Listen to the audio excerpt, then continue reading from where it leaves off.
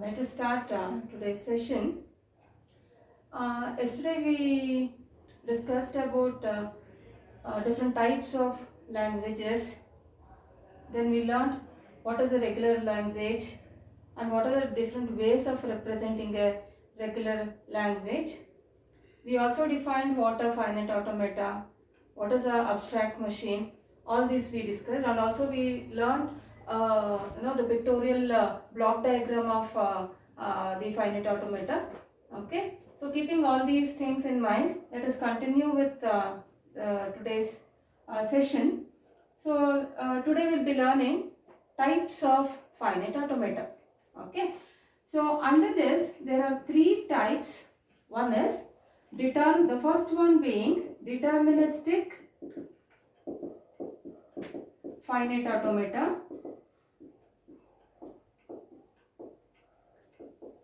shortly called as DFA. The second type is non-deterministic finite automata, shortly called as NFA, and then NFA, that is epsilon NFA, non-deterministic finite automata with epsilon moves. So the different types of FA are DFA, NFA and epsilon NFA. Okay, so these are the three different types of finite automata which we will be learning in detail each of these things. Okay, so now let me take up now in detail what is deterministic finite automata is, how a deterministic finite automata can be written, how it is represented, what are the things we use to represent a deterministic finite automata in detail. Now I am going to teach you. Okay, so these are the three different types of finite automata. So keep that in mind. So now let me take up what is deterministic finite automata, that is DFA in detail.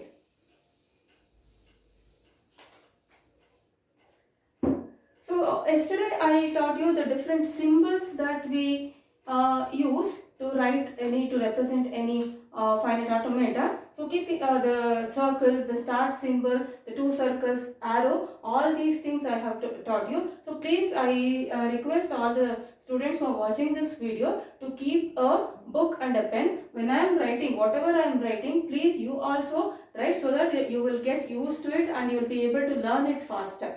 Okay. So now I will tell you how a deterministic finite automata looks like, how it appears. Okay, for example, take this.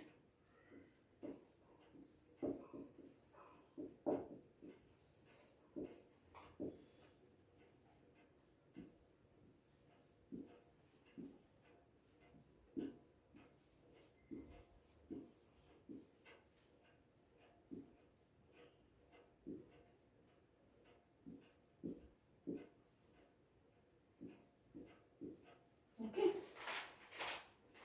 So this is how a deterministic finite automata or a DFA looks like. So what you are seeing here on the board is the circles, the arrows and ones and zeros. Okay.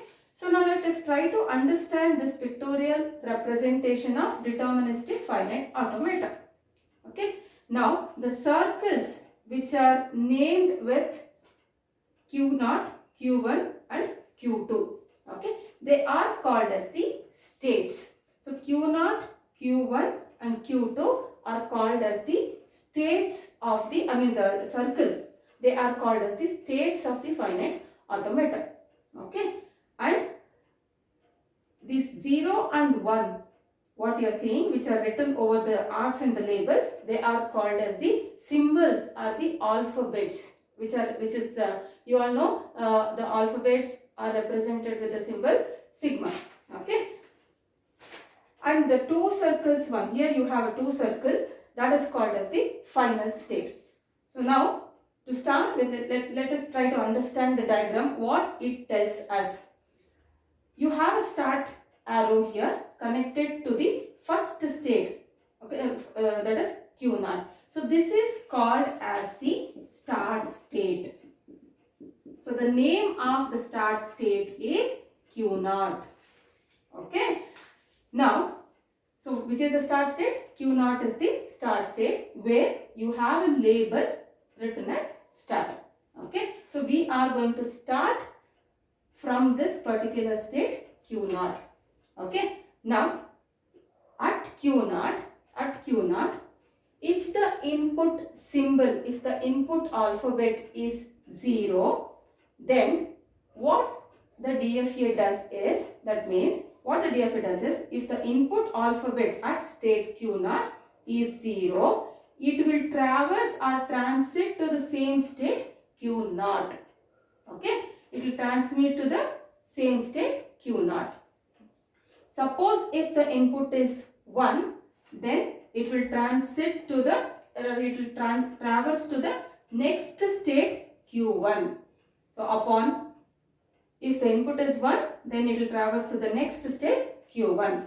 If the input is 0, now where are we? Now we are at Q1. How did we come to Q1 state? On reading the input 1.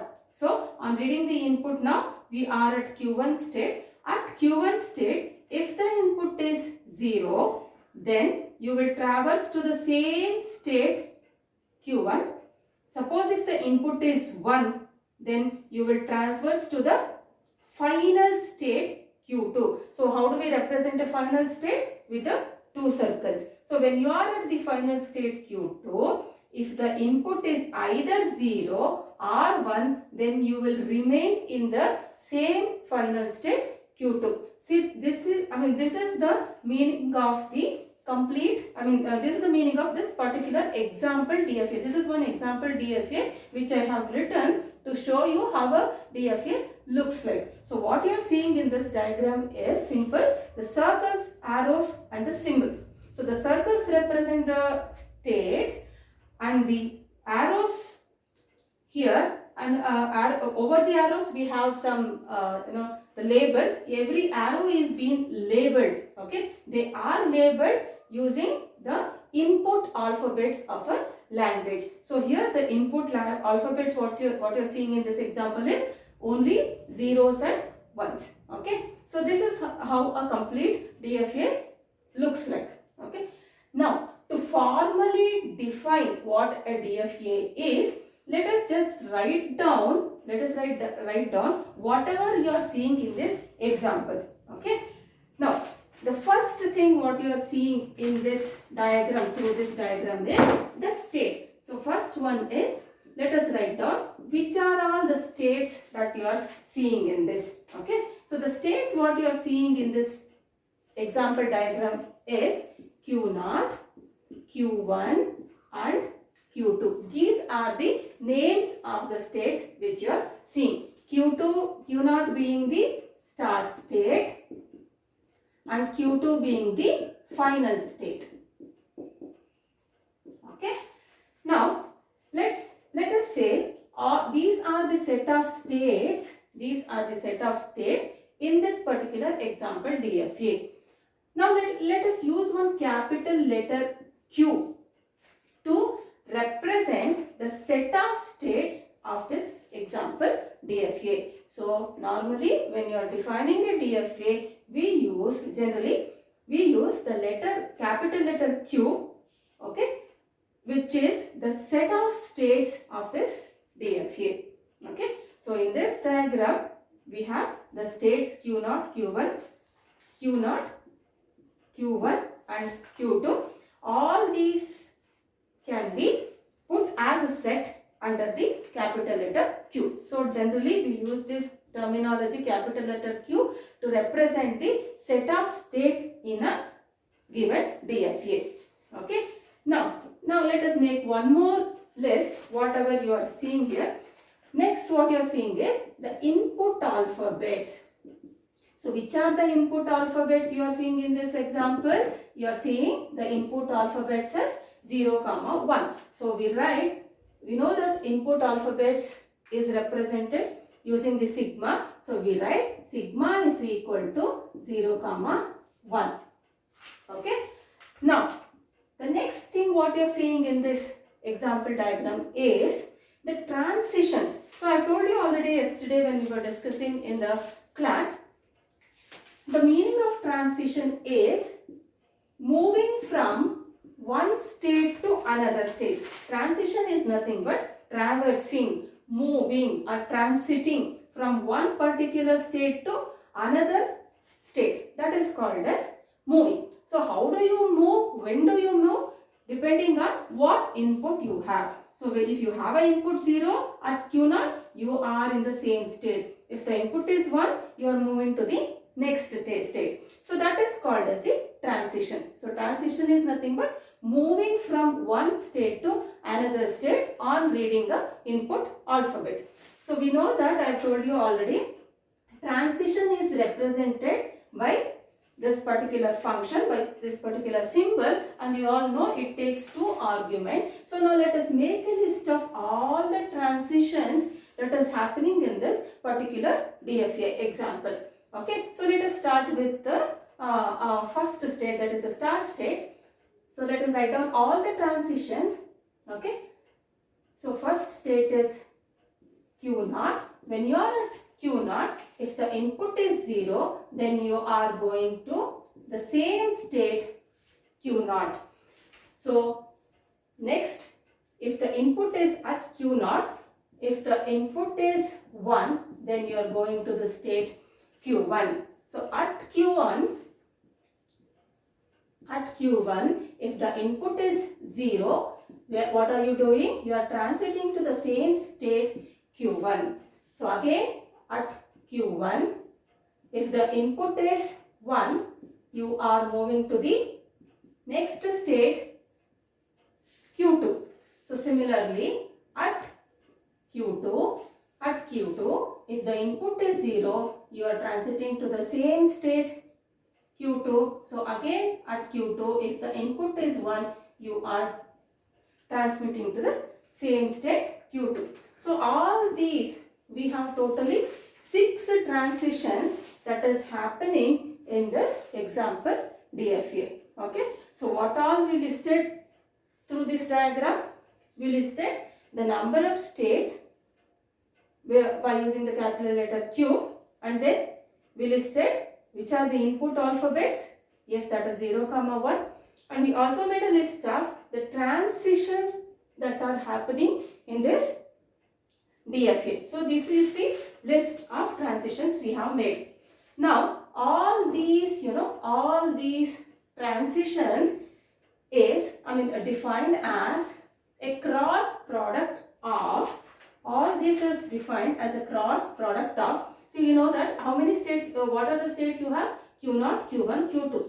All these Q0, Q1, Q2 are the states, put together can be represented by using a single letter Q, because Q contains all the set of states which are present in the DFA. So I can write Q, okay. So and all these is happening, the transition is happening on reading the input at a particular state. So I can just make a cross product with what? With sigma, okay. So what's happening? You are moving to the next state. So the next state will be one of the state in the set Q. So you write like this, okay. So the transition in general can be defined as a cross product of the set of states, okay, with the set of input alphabets, okay. Then you move to the next state, okay. So these are the 3 things we listed. And also you can make a list of which is the start state here. The start state is nothing but Q0, where you have the start label. So Q0 is the start state and final state is your Q2, because you have the 2 circles. Whenever you have a 2 circle for the state, then that is nothing but the final state. So this is how a DFA can be represented. So please keep all these things in mind. So let me repeat. The states we listed, then the input alphabets we listed. The third one, this is very important, the transitions. So transitions are nothing but the moves that is happening from one state to another state or to itself. So these are the transitions that we listed here for this particular diagram.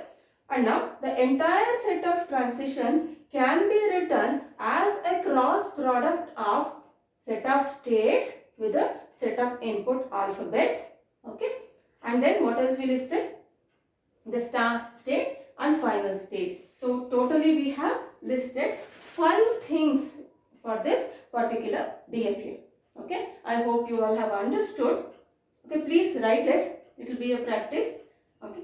Now, so keep these things in mind for the AD. This is how in general a DFA can be represented or written. So I'll be just erasing this.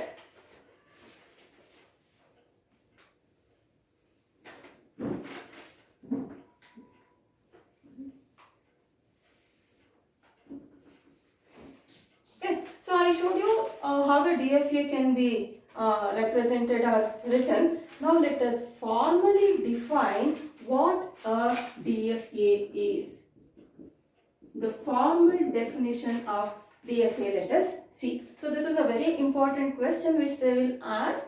Okay, explain or define DFA or the components of DFA. So let me just define what a DFA formally as. DFA is a 5-tuple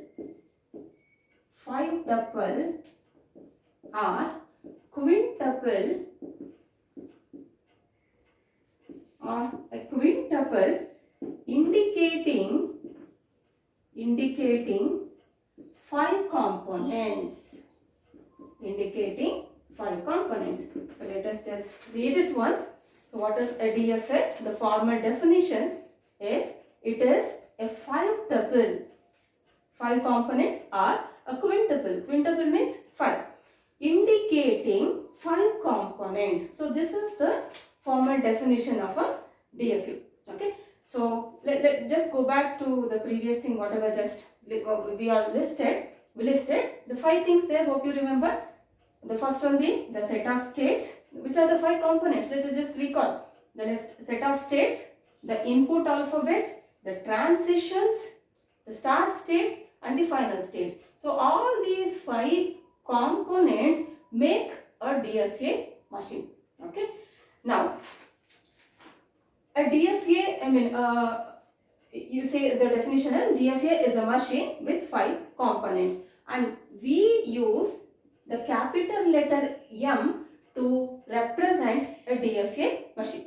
So it is written as M equal to the first one being the set of states, the first components, because it contains 5 components. DFA contains 5 components. The first component being the set of states Q, and then the second component is the set of input alphabets. The third component is the set of transitions, and then the fourth component is Q0, the start state, and then the last one, the fifth component is capital F, which indicates the final state. So this is, the first one is the set of states.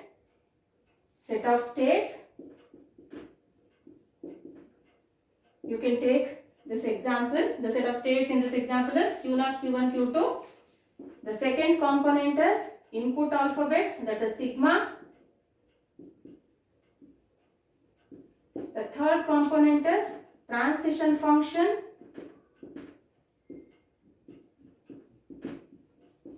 Okay. The fourth one is the start state. And fifth component is the final state.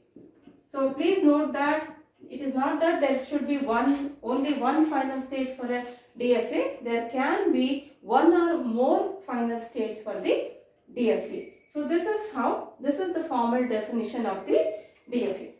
Okay. So it's a 5-tuple indicating 5 components. So which are the 5 components? These are the 5 components. The capital Q represents the set of states. For example, Q0, Q1, Q2 here. Sigma represents the set of input alphabets, and this represents the set of transition functions. So we just now wrote for which are the transitions that are happening here. And then Fourth one is the start state, the Q naught, and fifth one is the final state, which is represented by a capital letter F. So here in this example, the final state is the final state. For example, I can write F is equal to Q2 because Q2 is the final state in this example DFA. Okay. So this is the formal definition of a DFA. So you are supposed to write this definition with all the 5 components. You can write one example also if at all there is a question on this for 5 marks. Okay. Now with this, let us try to decode these 3 words here. In DFA there are 3 words. Deterministic. Let us try to understand the meaning of these 3 words here. Deterministic, finite, automata. Deterministic means one and only. Okay. You are determined to do this. Yes, I will do it. Right. So why we say it as deterministic? Because there can be a one and only transition from one state to another state for that particular input. Suppose I have an input 0 here, I will transit to only Q naught. I will not transit to the other state.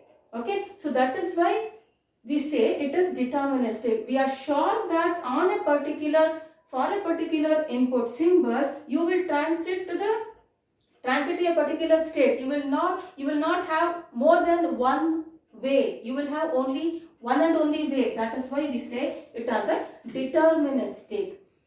Then the second word is finite here. Why we say it as finite? We have finite number of states. Okay. So that's why we say it as a finite number of states, finite number of input symbols. So that is why the word finite. And lastly, you have the third word as automata. Automaton is a plural. Automata is plural. Automaton is singular. Automata is a machine. So we define deterministic finite automata as a machine M which does all these operations. So we define the meaning of automaton as machine which does all these transitions. Okay. So that is why you have the name deterministic finite automata. Okay. So now after this, let's try to learn the notations that we use in writing the deterministic finite automata. Okay. So I'll be just erasing this.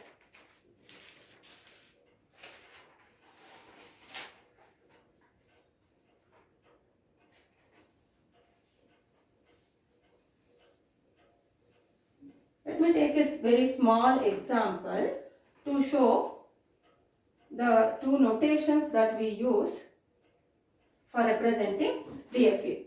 Okay.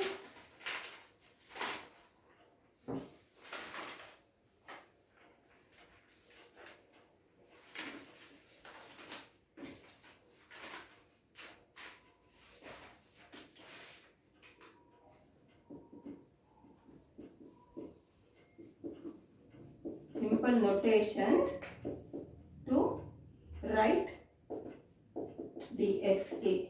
Okay. So there are 2 notations we use. One is the transition diagram or transition graph, we call it as. The second notation is called as transition table. So these are the 2 notations we use to write a DFA. Okay. Why we have these 2 notations is the transition diagram is just now previous to this we had the diagram with the circles and the arrows. That is nothing but the transition diagram. Transition table, the table is nothing but the set of rows and columns. So let me just take a small example to show you the transition diagram comprise of the circles and the arrows. Okay. So for example, here, so you have already seen, anyway you just see this Q naught. So if the input is 0, you transfer here, you transmit here. If the input is 1, you transmit to the, let me just only take on 2 states here. Okay, so in this example, this is called as a transition diagram or a transition graph, which comprise of the states and the arrows. So here how many states are there? There are only two states here, Q0 and the Q1. This is the start state and this is the final state. So which are the inputs here? 0 and 1. So this is the transition diagram or the transition graph. Now the next notation, other notation is the transition table. So transition table, so I'll show you how a transition table, let's write a transition table for this transition diagram. So transition table comprises of rows and columns. Okay, where in the rows, what do we have in the rows? In the rows we will have the states and in the columns we will have the symbols. Okay, so this is how a transition table is written. So here you write the transition function and here in the columns you write the input alphabets. So for this example, the example DFA, the input symbols are 0 and 1, write them in the columns, and in the rows you have to write the names of the states. So in this example I have the names of the states as Q0 and Q1. So while writing, see when you are writing a transition diagram, how do we make the difference between the start state and the other state? Start state, you have the start written over the label. So that's why we know that Q0 is a start state. But when you are writing a transition table, okay, so you have to put an arrow here just to indicate that Q0 is the start state and Q1 is the final state. Here you have two circles to represent the final state in a transition diagram. But whereas in a transition table, you have to put a star near the final state. So if you have a star near the final state, that means it is nothing. This is how you identify a final state in a transition table. So in a transition table, how do you identify a start state and a final state? Arrow represents the start state and the star symbol represents the final state. Okay. So now let us try to fill this table using this diagram. So let just follow this.